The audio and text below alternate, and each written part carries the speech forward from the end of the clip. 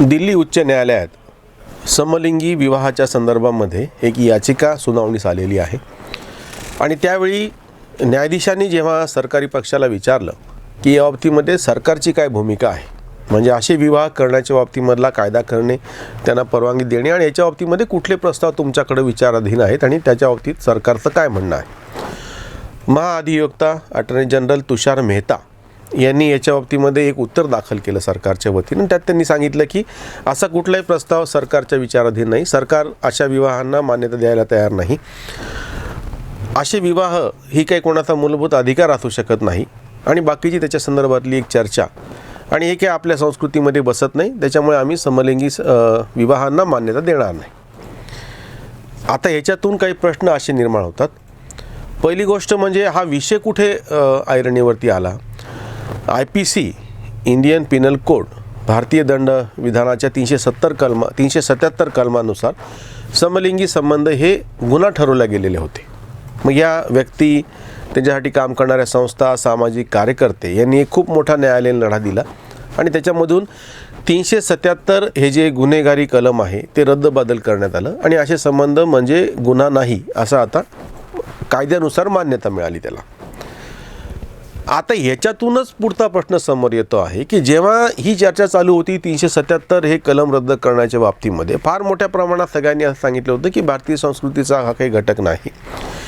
असे लोक निव्वळ शारीरिक पातळीवरती त्यांच्या वासना शमवण्यासाठी असे संबंध ठेवतात आणि मग त्यांना कशाला इतकं मोठं महत्त्व द्यायचं आणि हे गुन्हेगारीच कृत्य आहे, हे अनैसर्गिक आहे, विज्ञानाच्या विरोधात आहे, निसर्गाच्या विरोधात आहे, अशी सगळी चर्चा 377 कलम रद्द करण्याच्या बाबतीत जेव्हा सर्वोच्च न्यायालयामध्ये आलेली होती, हे सगळं समजून घेऊन ह्याच्यावरती साधक बाधक चर्चा करून जेव्हा हे कलम रद्द करण्यात आलं तेव्हाच या संबंधांना मान्यता पण देण्यात आली होती। स्वाभाविकपणेच त्याच्या पुढची एक पायरी आता अशी होती की अशा संबंधित व्यक्ती जर आपण म्हणत असतील की आम्हाला विवाह बंधनामध्ये अडकायचं आहे, आता प्रश्न असा निर्माण होतो की अशा वेळी त्यांना विरोध का केला जातो आहे। म्हणजे एक मूळ आरोप काय होता की हे अशा संबंधित व्यक्ती हे स्वैराचारी आहेत, केवळ वासनांध आहेत, त्यांना फक्त शारीरिकच भूक त्यांची भागवायची आहे आणि बाकीचं काही नाही असा जो आरोप केलेला होता। मग तो रद्द झाला, ते कलम रद्द झाल्याच्या नंतर आता जेव्हा ह्या व्यक्ती त्याच्या एक पाऊल पुढं चालून समाजामध्ये वावरत असताना आमच्या संबंधांना अधिकृत मान्यता असावी, आम्ही ही बंधनं मानायला तयार आहोत। लक्षात घ्या फरक, म्हणजे एरवी आपण एखादा नियम घालून त्याच्यामध्ये सगळ्यांनी कसं बसावं याच्यासाठी हजारो शेकडो वर्ष समाज काहीतरी प्रयत्न करतो असतो। समाजाची नैतिक बंधनं असतात, समाजानं काहीतरी रूढी परंपरा घालून दिलेल्या असतात, त्या पाळाव्यात असा सगळ्यांचा कटाक्ष असतो। आणि इथे अशा व्यक्ती की ज्यांना तुम्ही कालपर्यंत नकारलेलं होतं, त्यांच्या संबंधांना तुम्ही नकार दिलेला होता, त्या जर आपणून म्हणत असतील की आम्हाला विवाह बंधनात अडकायचं आहे आणि तेव्हा आपण जर असं म्हणत असू की नाही नाही तुम्हाला विवाह बंधन आम्ही तुम्हाला त्याच्यामध्ये अडकू देणार नाही, म्हणजे ही एक विचित्र परिस्थिती झाली। भारताचं वैशिष्ट्य असं आहे की तुमची कुटुंब व्यवस्था किती उदात्त आहे, किती वर्षानुवर्ष टिकून आहे, ह्या समाजाचं जे बलस्थान आहे इथली कुटुंब व्यवस्था आहे। तुमचा लग्न समारंभ, लग्नाचे विधी याचं एक इतकं वेगळ्या पद्धतीचं गारुड परकीयांमध्ये आहे की आजही परदेशी नागरिक भारतामध्ये येतात, नवविवाहित जोडपी, आणि इथे येऊन परत गंगेच्या काठावरती आपल्या पद्धतीने सगळे विवाहाचे विधी करून घेतात, कारण त्यांना असं वाटतं की या हिंदू पद्धतीच्या विवाह विधींनी विवाह जर केला तर आपला विवाह टिकतो आणि त्यांनी जे सगळं ते कर्मकांड जे करतात ते आपणून स्वखुशीने येऊन करतात। मग अशा वेळी जर एखादा घटक स्वतःला विवाह बंधनात अडकवायचं असं म्हणत आहे तर त्याला विरोध करण्याचं मागचे कारण कळत नाही, अनकलनीय आहे।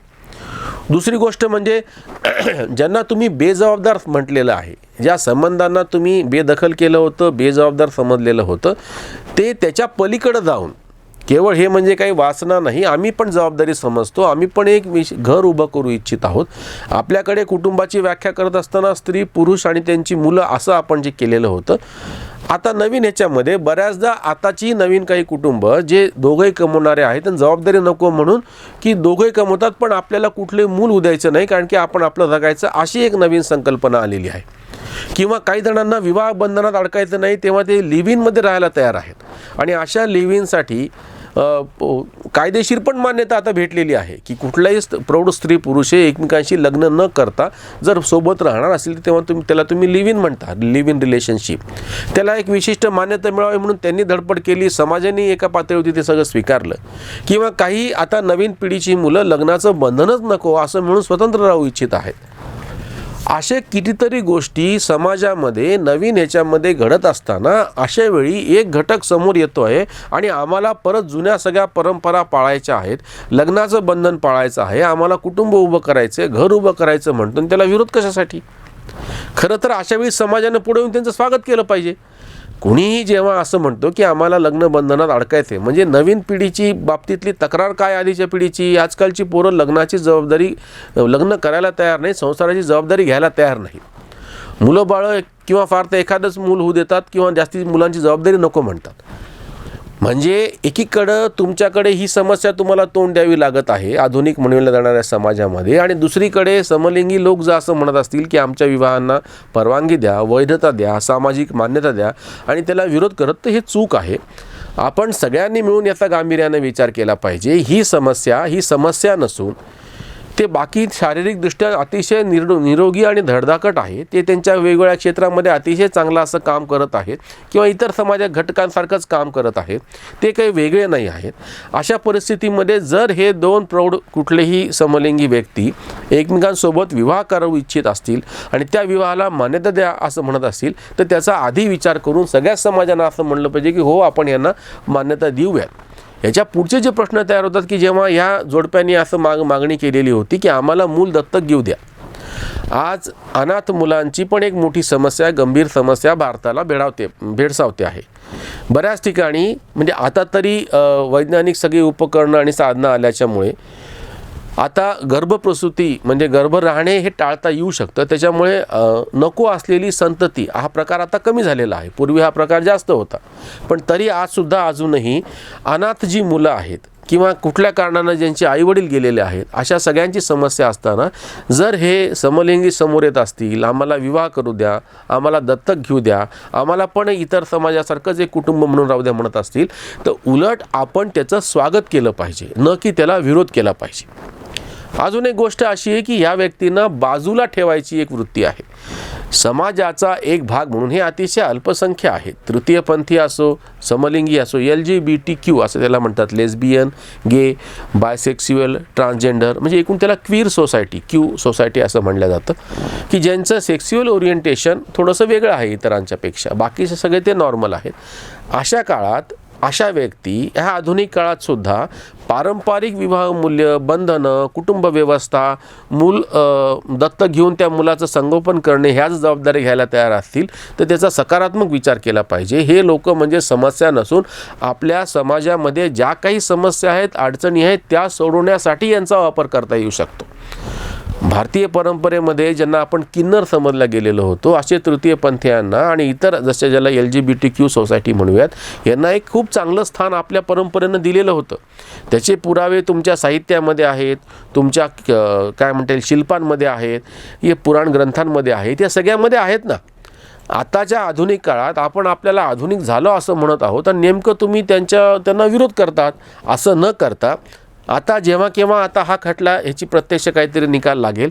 जर निकाल विरोधात गेला तर शक्यता अशी आहे की ह्या व्यक्ती सर्वोच्च न्यायालयामध्ये जातील आणि पुन्हा हा लढा लढतील की आमच्या विवाहांना तुम्ही मान्यता द्या. आपण पण सगळ्यांनी मिळून या सगळ्या लोकांना आपल्यामध्ये समाविष्ट करून घेण्यासाठी काय काय करता येऊ शकेल याचा विचार केला पाहिजे. दोन गोष्टी आहेत. कोणाचंही सार्वजनिक क्षेत्रातलं वर्तन हे नैतिक असलं पाहिजे. त्याच्यामुळे ह्या व्यक्ती सार्वजनिक ठिकाणी अनैतिक वर्तन करत आहेत का, त्याच म्हणून नाही, कुठल्याही व्यक्तींच्या बाबतीमध्ये आपण हे पाळतो. आणि याच्या नेमकं उलट कुठल्याही दोन प्रौढ व्यक्ती त्यांच्या खाजगी जागेमध्ये काय करतायत त्याच्यामध्ये इतरांनी ढवळाढवळ करायला नाही पाहिजे. 377 कलम रद्द झालं त्यावेळी जेव्हा चर्चा अशी होती की अशा पद्धतीनं मग स्वैराचार बोकाळेल.